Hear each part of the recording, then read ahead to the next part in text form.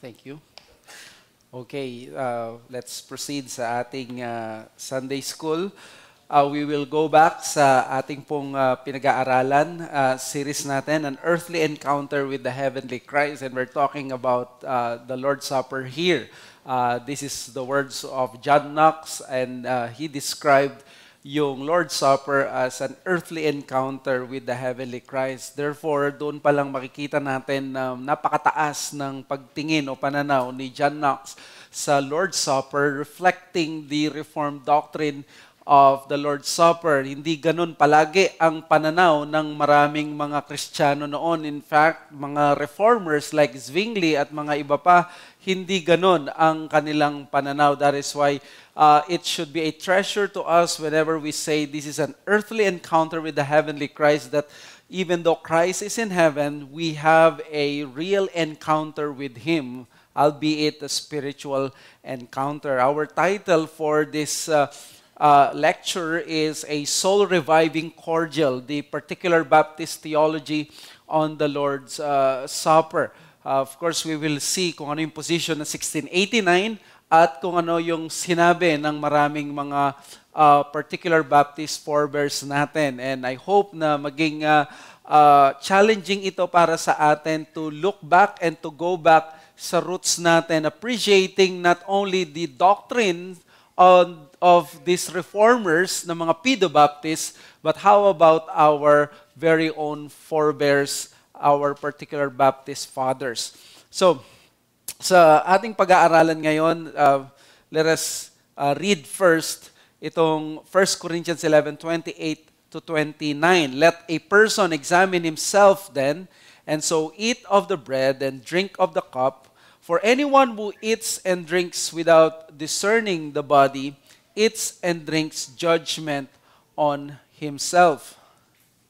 So, kung mapapansin nyo dito, ang Lord's Supper, hindi lang siya basta-basta isang bagay na ginagawa sa buhay ng iglesia. Napakahalaga nito na kailangan ng masusi na pag-contemplate sa sarili, nang sa gayon maging worthy tayo as we partake this supper. Hindi siya basta-basta because this is a sacrament. At yun ang gusto ko na i-emphasize sa atin ngayong umagang ito, na ang ginagawa natin every time that we partake of the Lord's Supper, it is an ordinance. Ang ibig sabihin ng ordinance siya ay iniutos ng Panginoong Hesus. Kung iniutos ito ng Panginoong Hesus, anong dapat gawin ng mga disipulo niya? Di ba dapat sumunod? At we can trust that the Lord Jesus, when He commands us something, this is also for our benefit. At yun yung past two lectures natin about the Lord's Supper. The special place of the Lord's Supper in the life of the church has been rightly recognized by the differing ecclesiastical traditions in history. Pinagmulan ito ng maraming away, pinagmulan ito ng maraming division, in fact, even problems sa mga churches, denominations, and even sa loob ng iglesia. Pero, sa kabilang banda, napakalaki naman ng pananaw na idudulot nito ayon sa maraming mga Kristiyano noon. Alam natin na Lord's Supper is a means of grace as a sacrament, and therefore it increases the joy and comfort of the believer. So, ang Lord's Supper, whenever we partake of this, dapat ang aim natin is nag-i-increase yung joy natin at comfort, knowing that we are accepted according sa righteousness ng Panginoong Jesus. That's a comfort sa atin. And then it distinctly apprehends the magnitude of Christ's beauty and preciousness. Ito yung ministry ng memorialism ng Lord's Supper. Whenever we partake of the Lord's Supper, ay naaalala natin yung kadakilaan ng Panginoong Jesus. It's a kind of picture, it's a kind of photo frame na makikita natin, a painting, a visual aid na i-remind tayo, ganito ang sacrifice ng Panginoong Jesus. Kung mapansin nyo, pag naglo-Lord's Supper tayo, I make sure na yung request ko sa mga nagbe-bake is buong tinapay, hindi siya yung nakahati na. Nang sa gayon makita sa harapan kung paano na break yung bread para mas graphic at mas ma-remind tayo, ganun ang nangyari sa katawan ng Panginoong Hesus. It was broken for our sins. Kaya naman the Lord's Supper is intended by God for the nourishment and strengthening of our faith. So that's the devotional part ng ating series. Now, I want to drive this lecture sa ating particular Baptist roots. And I have some lessons here na gusto ko na makita natin. A theological snobbery. And of course, on the positive side, there's also a theological unity. And lastly, there is that soul-reviving cordial, the words of our particular Baptist forefathers. What is this theological snobbery? Well, honesty must compel us to admit that the theology and practice of the Lord's Supper remains to be one of the few issues that need to be taught and clarified among Reformed Baptist churches. Again, this is my personal opinion. If we will just be honest, i-admit natin, yung theology at practice ng Lord's Supper sa atin, yan ay isa doon sa mga issues kailangan nating pag-usapan, kailangan nating i-review, kailangan nating i-clarify. You know why? Because there is a clear lack of knowledge and even interest on the belief and practice of the early particular Baptist. Kung mapansin nyo, anong pangunawa natin sa Lord's Supper? Usually, whenever we talk about the Lord's Supper, we always talk about the Lord's Supper through the lens of the Reformers. I mean, from the scriptures, of course, pero pupunta na tayo kaagad kay John Calvin, paano yung spiritual presence. But ang nawawala at nagiging kulang, naririnig nyo bang kino-quote si William Kiffin, si Benjamin Kitch, si Hercules Collins? Wala tayong naririnig sa mga ganong quotations. Therefore, ang pangunawa natin sa Lord's Supper is through the lens always of John Calvin. And of course, that is not wrong, but as Reformed Baptists, I think that this is kulang. Maraming nagko-contribute na factors, tingin ko, bakit kulang ang knowledge natin at yung ating mga kaalaman or yung interest natin sa particular Baptist position ng Lord's Supper simply because, yung nature ng mga Reformed Baptists. Ano ba yung nature ng mga churches ng mga Reformed Baptists? Alam nyo, kung mas gusto na natin maging powerful, mas okay sana yung centralized church. Napaka-powerful ng isang centralized church. Funding, lahat, magiging madali. Even the issue of publication of resources or of written mga books ng mga theologians natin.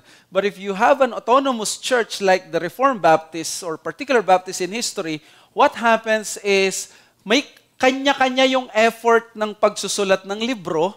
Therefore, napansin nyo, napakakaunti ng mga written books o yung mga books natin from particular Baptists patungkol sa theology nila at kung anumang mga bagay ito. In fact, dahil walang one denomination ng mga Baptist, dahil nga sa autonomy of the local church, napakahirap tuloy malaman ano-ano yung talagang mga official positions nila. Iba-iba ang mga position ng mga Baptist. Malalaman natin mamaya, among Baptists, may mga naniniwala sa memorialism ni Zwingli, meron din naniniwala sa real presence ni John Calvin. So, hati yung mga Baptist pagdating sa Lord's Supper, kaya walang makukuha na parang eto yung position nila. There is a journal sa Southwestern Journal of Theology, the Early English Baptist View of the Lord's Supper ni W. Madison Grace II. Sinabi niya doon, from the beginnings of Baptist history, Baptist congregations have been independent, autonomous congregations that at best were moderately connectional. Hundreds of years after their inception, this independence is hailed as a hallmark. But important as this factor may be ecclesiologically, it creates an ambiguity that makes codifying Baptist theology difficult. This is especially true for the 17th century as Baptists were originating, developing, and coming to their own Therefore, in order to gain an understanding of the Lord's Supper for early Baptists, a variety of sources must be examined, including confessions, catechisms, tracts, and treatises. End quote. So, pag ang sinasabi nito dahil nga sa nature ng ecclesiology ng Reformed Baptist o ng mga particular Baptist, ay wala tayong parang archives ng mga kasulatan na mapupwersa sila na ilagay dito yung katuruan nila. And what has been the result of this problem? It has resulted to modern day heirs of particular Baptists like us bereft of the actual heritage natin. Kumbaga, tayo mga particular Baptist or Reformed Baptist ngayon, parang konti ang kaalaman natin. Isang katunayan yan, marami pa nga sa mga Baptist ngayon confused saan nanggaling ang mga Baptist. Pag tinanong nyo saan nanggaling ang mga Baptist, may sasagot sa'yo galing kay John the Baptist. Pangalan yan, Baptist. Ang tawag sa position na yan sa history ay Baptist successionism. Yun yung paniniwala na there's only one Church of Christ and that is the Baptist Church dahil si Jesus binaptized ni John the Baptist. And of course, that is a very silly and unbiblical na katuruan. What I believe is the position of many Baptists, particular Baptists, yung tinatawag na spiritual kinship. Ang spiritual kinship is the belief na ang mga naniwala doon sa mga early doctrines ng Baptist, walang pangalan silang Baptist, pero sila John Smith at yung mga iba pang early na nag-i-immersion, even some Anabaptists, merong spiritual kinship pero walang direct connection sa kanila. Spiritual kinship means yung kanilang kaparehong paniniwala ay nagtutugma sila at doon nagsimula yung idea na ang iglesia dapat ay binubuo ng mga tao na hindi binautismohan ng bata at automatic miyembro na ng iglesia, ang tawag doon yung parish system or yung territorialism. Sa teritoryo ka, dapat lahat kayo Protestante, lahat kayo Lutheran, lahat kayo Reform. Ang mga Baptist, no, kailangan may individual conscience. Kailangan sumang-ayon ka para maging bahagi ka ng isang local church. Pinapakita ko lang sa inyo na even our Baptist origins problema tayo because kulang ang ating kaalaman. So, ang point dito is that the Lord's Supper was and continued to be, the Lord's Supper is and continues to be a less popular subject in Baptist sacramentology. Pansin nyo, ang Lord's Supper, parang pinag-uusapan natin siya, pero hindi siya ganun ka-importante o ganun siya ka-prominent. Why? Because when you talk about two sacraments, baptism and the Lord's Supper, alam naman natin, ang pinaka-pag-uusapan natin is credo baptism against sa pedo baptism. Mas maraming kalaban yung baptism. Mas maraming issue yung baptism. Kaya ang prominent na pinag-uusapan ay ang credo baptism. Ang lahat ng energy natin napupunta doon sa baptism at hindi sa Lord's Supper. Kaya ito yung theological and apologetic concern. And then, there's been a significant disagreement on the Lord's Supper inside the Baptist camp. Sino ang kilala ninyo na mga nagtutuligsahan pagdating sa issue ng Lord's Supper? Meron tinatawag na open communion kahit sino, si Bunyan. Tapos si Bunyan, kinriticize yan ni William Kiffin na nagsusulong ng closed communion. Merong middle position na ang tawag ay close communion without the D. So, maraming mga Baptist nandun sa gitna, may mga particular Baptist nandun sa closed communion ni William Kiffin, at marami sa mga evangelicals ang katulad ni John Bunyan na open communion, but they are all Baptistic. So, dito pa lang makikita mo, hati na tayo. Sabi ni Michael Haykin, I have a book na napakaganda, Amidst Our Beloved Stands. amidst us, our beloved stands, recovering sacrament in the Baptist tradition ni Michael Haykin. Sabi niya, it is commonly argued that from the beginning of Baptist testimony in the 17th century, there has never been unanimity with respect to the nature of the Lord's Supper, and no one perspective can justly claim to have been the dominant tradition. So, ano ba ang pinaka-tradition or pinaka-position ng mga particular Baptist o ng mga Baptist? Iba-iba daw. Merong kasing particular Baptist, merong general Baptist. Kahapon nandun ako sa isang event or conference na hindi mga Calvinist karamihan, pinakilala sa akin yung isang tao na sabi niya, Pastor, di ba particular Baptist ka? O eto, general Baptist ito. So, yun talaga, legit, theologically speaking, we believe na ako doon sa limited atonement at siya, hindi siya naniniwala sa limited atonement. So, he's a general Baptist, I am a strict or particular Baptist. So, another, it was not practiced more often or more regularly and was eventually removed from the standard feature of Baptist congregational worship. Bakit hindi pinag-uusapan ng Lord's Supper? Dahil ang Lord's Supper sa mga churches natin, hindi naman ginagawa madalas. May mga churches na alam ko na once a year ginagawa ang Lord's Supper. May churches na once every quarter. Tayo presently once a month. And because of that, hindi siya regular part ng ating liturgy o ng worship, parang hindi siya talaga bahagi ng worship, nilalagay lamang siya. It is not a standard feature of our Baptist worship or Baptist liturgy. Kaya anong observation ko as a pastor? A growing interest on the history and theology of particular Baptists is currently sweeping right now among Reformed Baptist churches. Praise God. With the help of our theologians like Sam Renihan, Jim Renihan, yung mag-ama na yun, si Barcelos, at yung mga CBTS at yung mga seminaries ngayon na Reformed Baptist, nagfo-formulate sila at nagfo-focus sila ngayon doon sa mga particular Baptist studies and works.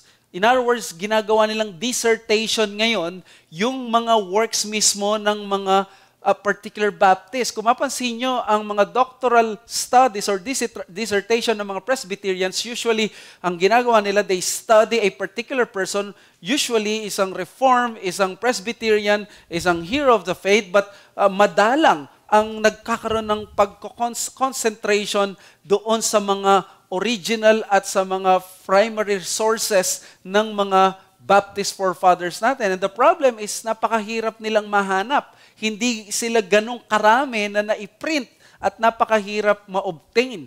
Nung naririnig ko itong si Sam Renihan, may mga books ako, naiilan ni Sam Renihan, isa sa ginawa niya nung nasa Europe siya, ay talagang nag-deal with siya with the primary sources ng mga Baptist forefathers natin. Because whenever we talk about Baptist forefathers, I am talking about the English Reform or particular Baptist.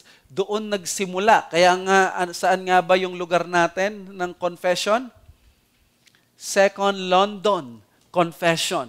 In other words, nandun sa England, nandoon yung maraming mga naging Baptist churches sa Devonshire, sa Petty France, at marami pang mga iba na pinagpastoran ng mga particular Baptist. Again,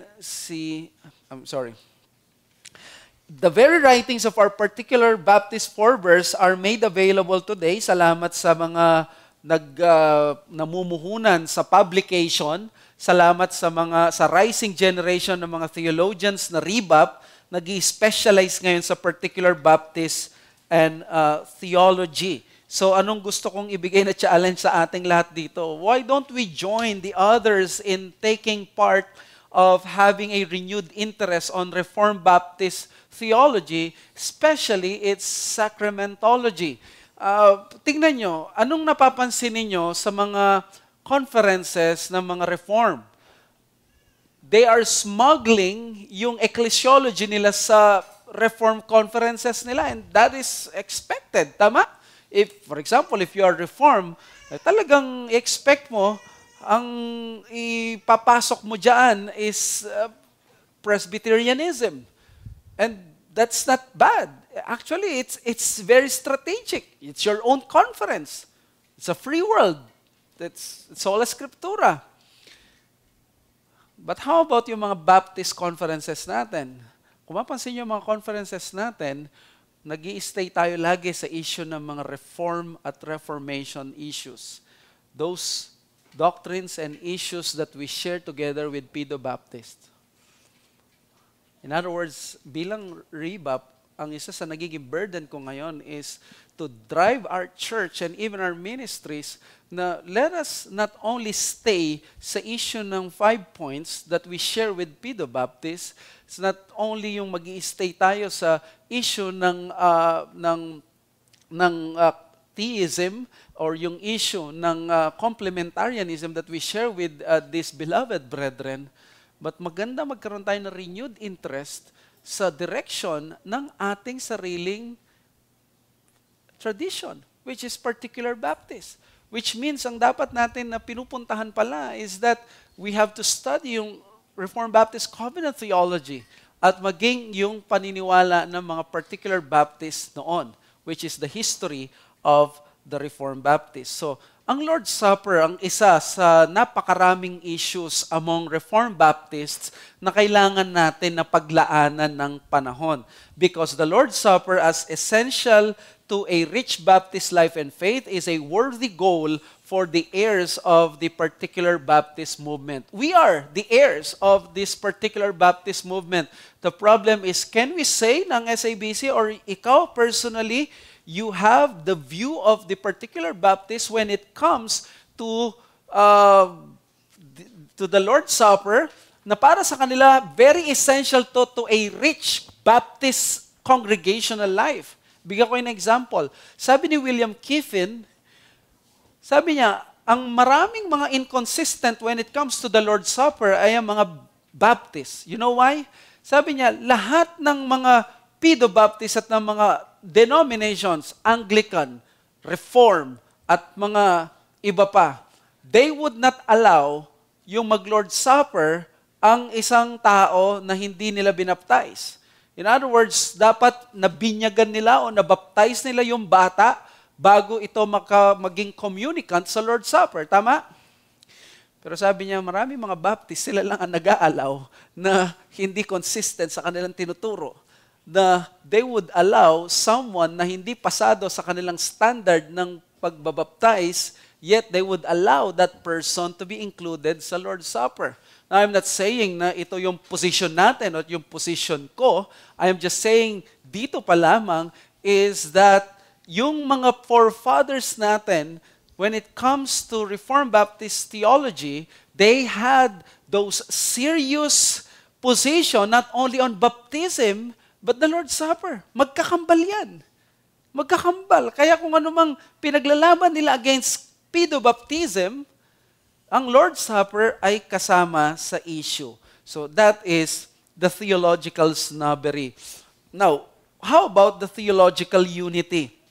Can we say, ang mga Baptists, meron tayong theological unity when it comes to the Lord's Supper? Well, thankfully, yes. The language of the Second London Confession on the Lord's Supper is especially structured to indicate solidarity with the Reformed community while sharply distinguishing themselves from the Roman Catholic doctrine of transubstantiation. Ang transubstantiation ay yung posisyon ng Catholic Church na nanggaling sa Aristotelian logic na yung tinapay magically nagiging talagang katawan ni Kristo yon. Change of substance, kaya transubstantiation.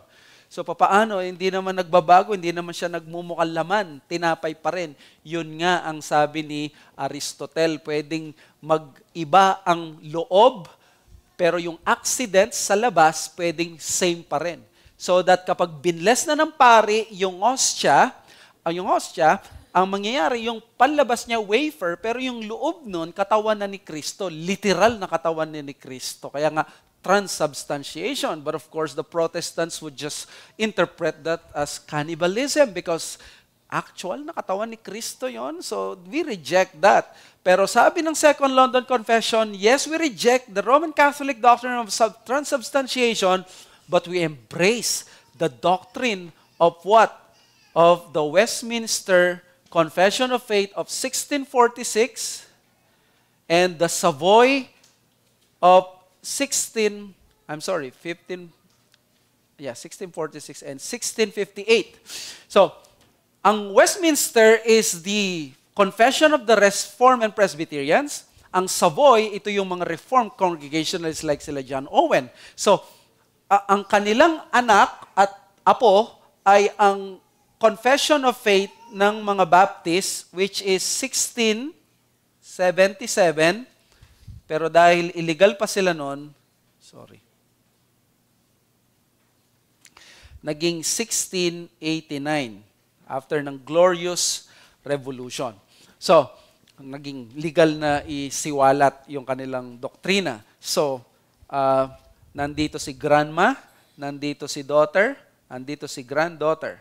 Okay? Ang Baptist ang apo, ang nanay ay ang Savoy, ang Congregationalist, at ang lola ay ang Westminster. Okay? So, that's how we see it. Ang sabi ng 1689, chapter 30, paragraph 7, worthy receivers, outwardly partaking of the visible elements in this ordinance, do then also inwardly by faith, really and indeed, yet not carnally and corporally, but spiritually receive and feed upon Christ crucified and all the benefits of His death, the body and blood of Christ being then not corporally or carnally, but spiritually present to the faith of believers in that ordinance as the elements themselves are to their outward senses. So, dito nire-reject yung transubstantiation dahil binabanggit niya dyan na we do not receive Christ literally, but we receive Him spiritually and we feed upon Christ crucified.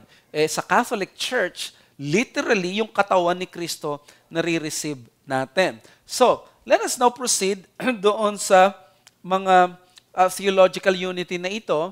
Now, dalawa kasi ang Baptist nung 1600s, especially nung 1700s, at mas nauna pa nga ang mga ito kaysa sa mga particular Baptist. Ito yung mga general Baptist. Pag sinabing general, hindi ito yung mga police or ganon. Ang sabi ng general, they believe in general atonement. Ang particular, naniniwala sila sa particular atonement or definite atonement, limited atonement. So, this general Baptist, ito yung mga Arminians, they hold to the Zwinglian model of purely memorial na Lord's Supper. Sabi ni Jim Renihan sa kanyang Judicious and Impartial Reader or Symbolics, Volume 2, the word memorial is easily misunderstood, especially by modern readers. A view sometimes known as memorialism or perhaps Zwinglianism teaches that the observance of the supper is simply a reminder to Christians that their salvation depends on the death of Jesus Christ. It typically denies any more significance to participants. An influential theologian from the mid-20th century, Henry Thiessen, wrote, "It is perhaps best to see the communion service as primarily a memorial. This is not the view of the Second London Confession of Faith, for it duplicates the concepts of the Reformed confessions." Okay. So, ang mga General Baptists, they believe, They believe, ang mga General Bap, they believe in memorial. Ang mga particular Baptists, mamaya sasabihin natin, they rejected memorialism lang. They believe in memorialism, but they rejected na yun lang ang Lord's Supper. It is greater than memorial. Ang tawag nila doon, of course, is yung position ni John Calvin na real presence. Totoo na nandun ang presensya niya. Ang posisyon kasi ng General Baptist is the real absence of Christ. totoong absent siya, totoong wala siya. Kaya sabi ni John Calvin, no, totoong nandito siya. The real presence of Christ. That is the particular Baptist view. Again, Michael Haykin sa Amidst Us Our Beloved Stands, which is this is taken from a hymn about the Lord's Supper, that amidst us our beloved stands. In Calvin's perspective on the nature of the Lord's Supper, the bread and wine are signs and guarantees of a present reality. To the one who eats the bread and drinks the wine with faith, there is conveyed what they symbolize, namely Christ. The channel, as it were, through which Christ is conveyed to the believer is none other than the Holy Spirit. The Spirit acts as kind of link or bridge between believers and the ascended Christ. Christ is received by believers in the supper not because Christ inheres the elements, but because the Holy Spirit binds believers to Him. Wow. But without faith, only the bare elements are received. So hindi pa rin ex opere operato ng Catholic Church na kahit wala ang tamang disposition mo, basta tinanggap mo yung bread, nandun na si Christ. Pero sabi niya dito, yung tinapay si Kristo ay nire-represent siya ng bread, pero wala siya doon sa bread. Hindi naman tayo anong tawag doon? Consubstantiation, no? We do not say na parang si Christ mismo yon na actual, but hindi dahil si Christ nag-i-inhere, nag-i-inhabit doon sa elements, but because the Holy Spirit binds the believers. Another good words is from Jim Renihan. Sabi niya, Benjamin Kitch, William Mitchell, Hercules Collins, and Thomas Hardcastle as examples of ministers who articulated Calvinist views effectively consonant with the confession. Kitch's language is clear. There is a mystical conveyance or communication of all Christ's blessed merits to our souls through faith, held forth thereby in a glorious manner received in the right participation of it. So sabi ni Kitch, pag tama daw ang participation natin, in a glorious manner we receive the bread and the wine by faith. The blessed merits of Christ sa ating mga souls, they are conveyed. Mas nagiging real, mas nararamdaman natin, mas nagiging totoo. Totoo ang mga pangako ng Panginoon. Pero as frail human beings, how many times, di ba? Parang ang hirap paniwala, no? Kaya naman parang hindi na totoo sa ating sa ating pakiramdam. There are times yung panalangin natin, feeling na hindi umaakyat. Parang feeling natin malayo tayo sa Lord. O kaya naman sa mga pangako niya, totoo pa kaya ito? But when we receive the Lord's Supper, nagiging means of grace siya. The Lord, when we receive it by faith, His promises becomes all the more real because there is that mystical conveyance na ko-convey in a more powerful way, in a more realistic way, yung mga pangako ng Panginoon. Hindi tayo parang super saiyan na dadagdagan ng kapangyarihan. No? Ito, means of grace, batuin ko yan ng 10% ng kapangyarihan ko. At habang pag nag-weekly kayo, 10% lagi yan hanggang umabot kayo ng 100%. Hindi ganon ang ating pagiging malakas pagdating sa Lord's Supper. So, ito yung theological unity natin sa mga Reform. So we believe yung Calvinistic view ng Lord's Supper, the real presence. Pero alam nyo, there are two minor areas where the Second London Confession differed from the Westminster and the Savoy. Ano yon? First, yung word na sacrament ng Savoy at ng Westminster, pinalitan ng word na ordinance. Sabi ng iba, hindi raw naniniwala ang mga particular Baptist doon sa salitang sacrament. Hindi totoo yon. I just learned from Malakay Haykin na ginawa pala ng mga Reformed Baptists or particular Baptists yung ordinance para ma-stress that the sacrament or the Lord's Supper is what? Is a personal command of the Lord Jesus. Para i-stress, utos ito ng Panginoon. Yung baptism, the Lord's Supper, They are the very institutions of Christ. Siya ang nag-institute, siya yung nagsabi, siya yung nag-create. So that iniutos niya, ordinansya siya. Not because the particular Baptist did not believe in sacraments, parang covenant of works. Dahil inalis yung covenant of works doon sa law of God, ang tingin ng iba sa chapter 19 ng 1689 ay walang covenant of works ang Reformed Baptist Covenant Theology. And that is wrong because sa chapter 20 pa lang, makikita mo, inulit na kagad, covenant of works. So may mga ganun lang silang mga differences at yung omission na in, with, and under. Kasi ang Westminster at ang Savoy nandun yung si Christ in, with, and under. Ang tingin ko dito, I'm sorry, to unencumber the confession with unnecessary phrases that may lead them to think of Luther's incorrect position. Di ba si Luther, di ba? Parang in, with, and under. Pero nung sinabi yun ng Westminster, ang ibig niya sabihin doon, that Christ is with the event ng Lord's Supper na nandun siya, kasama siya.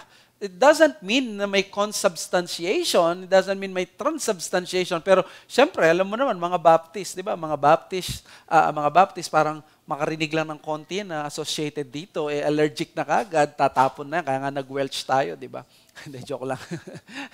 So, yan yung characteristic ng mga Baptist sa history. So, let me just give this challenge. The particular Baptists embrace the Reformed teaching of real presence of Christ in the Lord's Supper, that Christ is spiritually present to His people to nourish them. That is the particular Baptist position. We believe in memorial, pero it's more than that. We don't believe in the actual real absence ni Christ, but in the real presence ni Christ. And by the way, pag nag-Lord's Supper tayo mamaya, si Christ nandoon po siya, tama? Ano yung nandoon sa Kanya? Spiritually or physically? Kapag physically, may heretics sa ating kalagitnaan because pwedeng ma-divide ngayon yung katawan ni Christ, ma-separate yung kanyang nature, di ba? So yung kanyang human nature pwedeng ma-separate sa kanyang yun yung tinatawag na Nestorianism. So hindi po pwede yun. Kasi yung katawan ni Kristo nasa isang lugar lang, nasa langit lang siya ngayon. Created being yung human nature ni Christ. So, ang kasama natin yung spiritual, yung spirit ni Christ, at dahil kasama natin yung spirit ni Christ, ang sabi nila, spirit lang pala. No.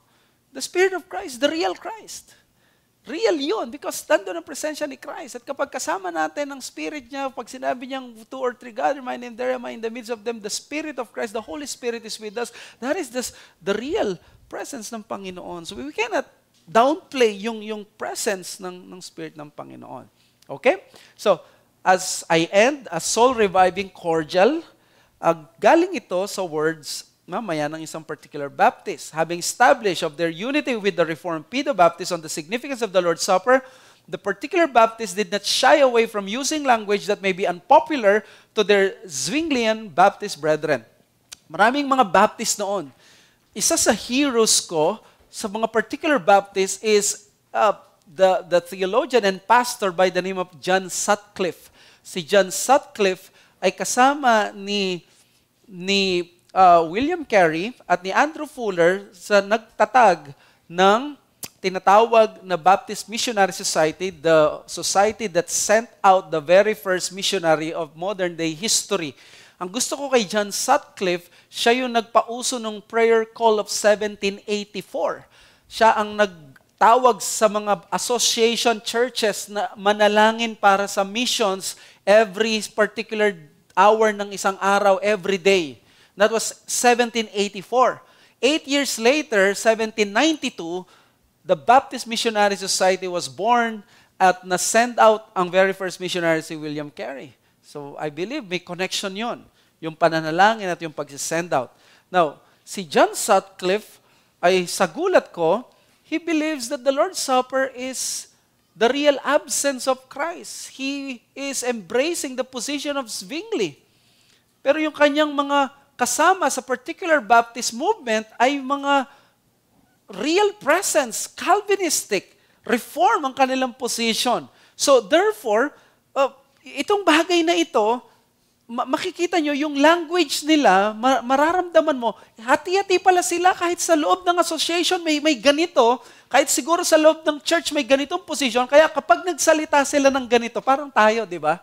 Pag nagsalita si brother, ano yan, maka BBM yan, o kaya maka Dilawan yan, o kaya maka Duterte yan. Parang may mga ganong language tayo na sa context natin, malalaman natin.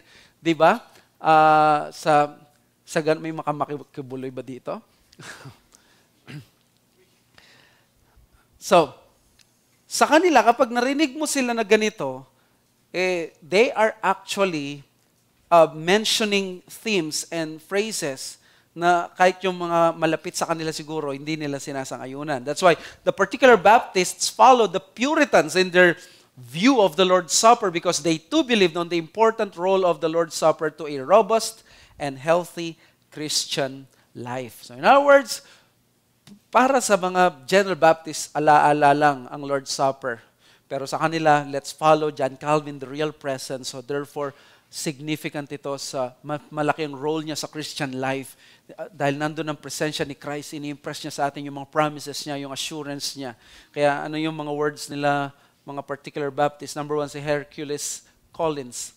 Si Hercules Collins, 1647 to 1702, believers, and by the way, siya yung author ng Orthodox Catechism, the equivalent ng Heidelberg Catechism ng mga Reformed Baptists, ng mga particular Baptists. Sabi niya, believers are made verily partakers of His body and blood through the working of the Holy Ghost. Hindi yan masasabi ng isang tao na niniwala sa memorial ng mga General Baptists. Although Christ's body is in heaven, believers commune with the risen Christ in the Lord's Supper. So we have this communion with the Lord Jesus Christ because what? Because He is really present. He's not really absent. Number two, si William Kiffen, sa ibang is Kiffen, si William Kiffen ay isa sa mga tinitingalang tatay ng particular Baptist movement. He is one of the most respected leaders ng Reformed Baptist or particular Baptist history.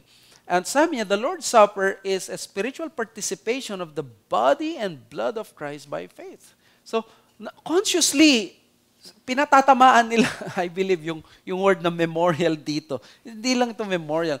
And of course, one of the greatest theologians of the particular Baptist movement is Kitch, 1640 to 1704. Naisip ko, napakalungkot yata ng Reformed Baptist community noong 1700s, nung pumalo na yung 1700s. Namatay si Collins noong 1701, 1702, namatay si Kiffen, o parang gano'n. Then 1704, si Kitch namatay. So, lungkot siguro ng community nila.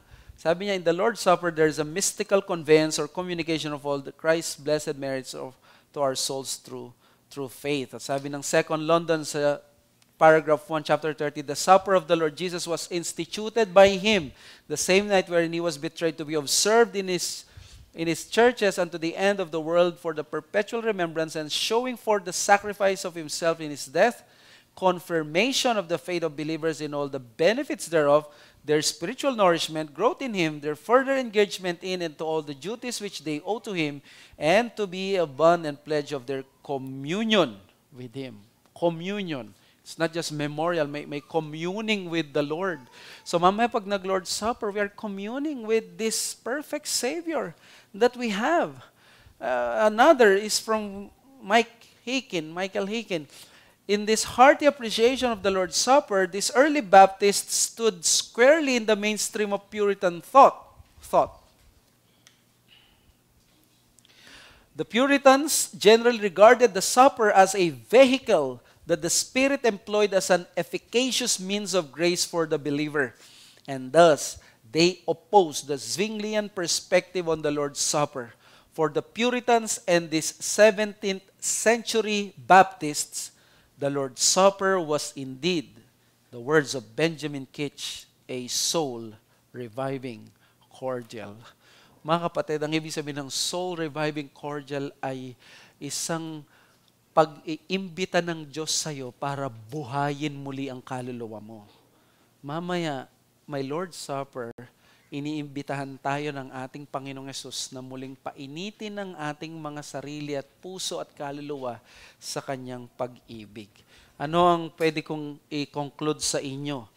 The great role of the Lord's Supper in sanctifying the Christian life and the Christian church rightly calls for a greater appreciation in our life of worship. In other words, do you believe na malaki at dakila yung papel ng Lord's Supper sa Christian life natin at sa paglago natin? Then kung naniniwala kayo, yes, o dapat greater appreciation pa lang gawin natin sa Lord's Supper sa ating life of worship. May dalawa akong points. Number one, the real presence view of the Lord's Supper will find the regular and the frequent observance more consistent. Kasi kung ang issue nito ay kasama natin lagi ang Panginoon at real ang presence niya, hindi yung real absence, ay dapat pala mas consistent yung Lord's Supper, gawin siya palagi. Hindi yung seldom. Because the seldom partaking of the Lord's Supper is more consistent with the memorial view. Memorial, inaalala, sige, minsanan, pwedeng once a year, pwedeng once a month, pwedeng. There is no direct significance on the Christian life except on the remembering of the Savior. So, ang mga Baptists, they are very influenced sa Zwinglian position. That is why, ang tingin ko ngayon, na uso yung Lord's Supper na madalang kaysa sa palagi because of this influence. But the truth is, ang memorial, yes, mas consistent siya sa pagiging madalang na Lord's Supper. So if Christ is truly present with us in the Lord's Supper, we should therefore do it more often in order to convey to us the merits of His work by faith. Do you agree? Number two, the high view of the early particular Baptists on the Lord's Supper points to a richer and regular Baptist sacramental life rather than abnormal. So mataas ang view ng mga particular Baptist sa Lord's Supper, then therefore it points us na maging rich din at regular ang Baptist sacramental life natin. Ang ibig ko sabihin is that ang Lord's Supper dapat natin is imbes na maging abnormal at occasional feature siya ng ating covenant life worship, it should be an ordinary, standard, and a regular part of our Baptist liturgy and worship. So the Lord's Supper as the perpetuating covenant discipleship deserves to be part of the regular worship of the church every Lord's Day. Any question?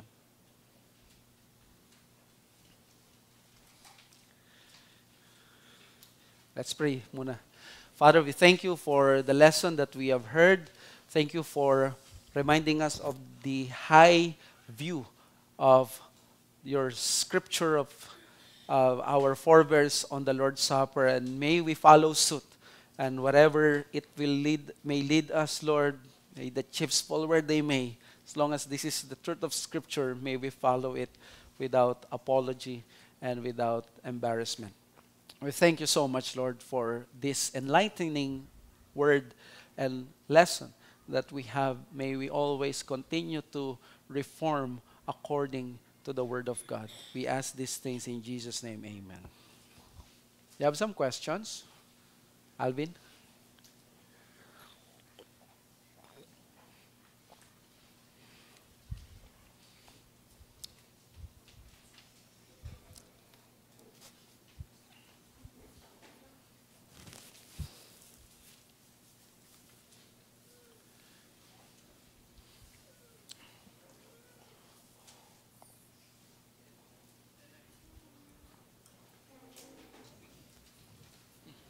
Hello po. Pas, thank you sa lesson po. May question lang po ako, and I don't want to downplay yung real presence ni Christ. I also believe sa real presence ni Christ. Ang question ko lang po is, how does this differ, yung real presence ni Christ sa Lord's Supper, sa real presence ni Christ during worship service? Like, kapag nag-worship po tayo, di ba, Christ is really present as well through His Spirit. how does that differ? Does it make yung Lord's Supper special in a sense? Meron po bang difference dun sa presence? Well, some they call it the special means of grace because of its parang visible, tangible na ano. I think it has something to do with the elements na nilalagay. Ang pinipigilan lang natin is yung elements mismo maging katawan ni Kristo, manahan yung katawan ni Kristo doon. But those are very parang means of communication sa atin in a more graphic and more visual way. Yeah, yung ganon, something na hindi natin na extend doon sa auditory na pakikinig ng salita ng Diyos. The truth is I have not thought about that more deeply or parang nakabasa ng explanation about doon. As far as I know, ang mga ibang mga teachers they call it the special means of grace, but I believe doon sa marks of the true church, they are not the primary means of grace. They should be the secondary means of grace. Kasi ang primary means is the preaching of the word. So we believe that Christ is with us whenever we gather for worship. Pero doon sa Lord's Supper, He is with us in a special way kasi parang yung elements na nandun, mas nagiging parang tangible na nakikita natin yung elements, pero nagsisignify yon to those things na yung reality na sinisignify nung elements na yon. So para sa akin, tingin ko, doon lumilitaw yung parang pagiging special niya, but not to the degree ng parang percentage level, parang gano'n, ng presence ng Panginoon.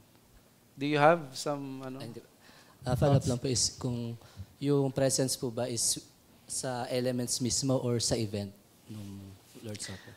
Yeah, marami na akong narinig dyan at yung presence ni Christ, sabi nung isa kong teacher, is with His people. Tapos, yung iba ay yung words nila, I think si Luther mas matapang siya sabihin na sa elements. But I'll go doon sa event because the presence of Christ is with His people whenever we worship. Whenever we perform a decision, church discipline lahat, di ba? Pero yung event, dahil nandun, may event ng Lord's Supper, may elements, may ganon. Di ba? Para sa akin, nandun yung presence ng Panginoon sa Lord's Supper na yun. Thank you. Yes, brother. Last question sa sa chapter 7, sa paragraph 7 may nasabi doon yung worthy receivers, ganun. Sa paragraph 8, kinontras yun, sabi doon yung mga unworthy receivers nung supper is yung the ungodly and ignorant. Sa earlier part nung teaching natin, may nabanggit ka pas na meron talagang divide, yung may mga open, closed, tapos yung close.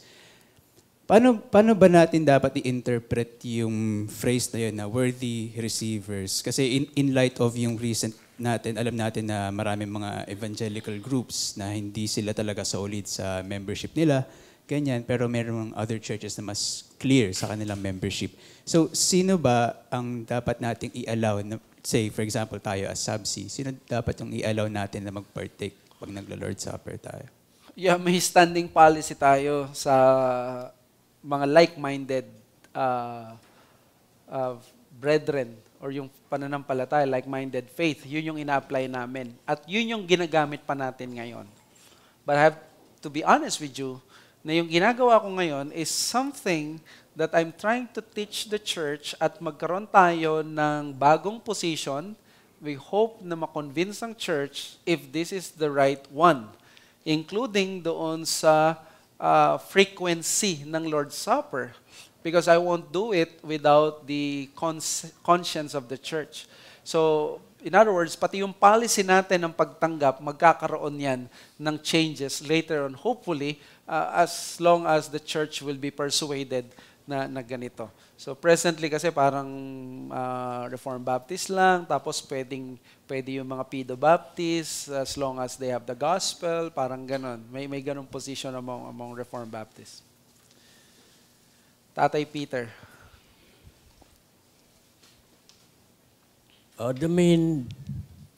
In conducting the Lord's Supper, the main part is the communion. Di po ba? Now, in the Old Testament, understandably, wala namang Lord's Supper. Medyo hesitant ako, baka ma-out of topic ako. Now, many were arguing if there was communion on the Lord's Supper. And I began to ponder on this. Kasi when Abraham had victory over the three kings, he sojourned to Melchizedek and gave some portion of his loot. Yes, ma'am. Now, Melchizedek offered Abraham bread and wine. What will this symbolize? That there is communion in the Old Testament. It is not the Lord's Supper. Probably yun ang staple. Kaya nga ho, hesitant ako baka. Baka yun yung rebisco nila noon na pag may bisita, bread and wine. But obviously, if I will be reading that, papasok talaga sa isip ko yung Lord's Supper. But according sa biblical theology, isang discipline ng mga Bible students is wag tayo mag-commit ng anachronism na dahil nakita natin ito later on pa yung Lord's Supper, tapos kinonect na natin ito doon sa ganon. So parang dapat titigil tayo doon. Pwede na mag-remind sa atin, mag-point out yung parang binigay niya yung goods niya kay parang kinilala niya yung authority niya, doon pwedeng recognition yun ng authority at ng sovereignty ni Melchizedek. Parang ganun din kay Christ. Pwede nating i-point yung ganun direction, but not parallel, alam mo yun, na ito Lord's Supper to Lord's Supper. It will be anachronism. But thank you po doon. Meron pa po? Okay. So, we continue to study itong mga bagay na ito about the Lord's Supper, and I hope that you attend our Sunday school at hanggang sa makita natin sa ating lahat na magkaroon tayo ng conscience, buong church, that this will be the position of our church, the soonest na possible na makuha yung conscience ng iglesia. Okay? So, we're dismissed muna, and we welcome our very own na namimiss natin, the Montojo family. Oy. Mga anak na.